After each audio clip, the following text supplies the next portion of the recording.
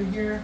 We've been working, getting into that punch protection for like those MMA guards. So staying tight in here, I want to protect my face. It goes for the punches. I've been using my knees to face to bring him in, catching him with that kind of mantis control, hooking on the inside of his biceps, and then I want to work to hip out and get my position. Okay, so I can go to the clamp like this, where I have that deep overhook, my foot's on the hip, and I'm just pinching my knees together from this position. Tuesday we worked just kind of being here, and then stretching all the way out and getting to that really tight shot put armbar. Boom. Right there, so that's an option. Secondly, we're working into getting into our pyramid position.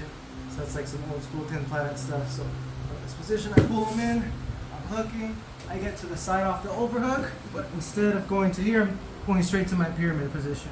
Okay, so foot goes on the hip, knee stays straight to his chest, and then I'm coming through over the top. So to make it work, you want to get your heel in front of his shoulder, and then I'm still pinching it. Okay, so from here it's going to be really hard for him to posture up on me, because I could just extend, push it up this way.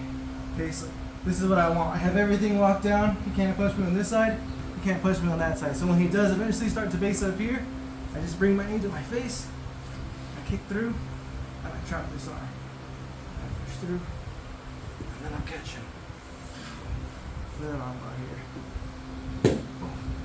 Okay. If he ends up rolling, go ahead and roll forward on this shoulder. Yeah. You want to stay with it. Oh, like this.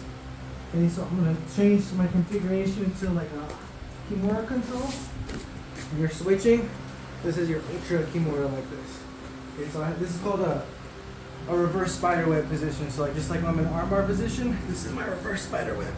Boom, like this. Okay, he's usually not going to get out of this, but say he does. He said he rolls one more time. Yeah, so when he rolls, coming up this way or like this, and I have the configuration. Go ahead like that. So he's usually going to look to kind of control his hands, but before he does that, you want to look to open the space. So if I'm like this, I just pick it up like that, and you start stuffing it behind his back. It's over. Okay, so that's your ultra Kimura off that position.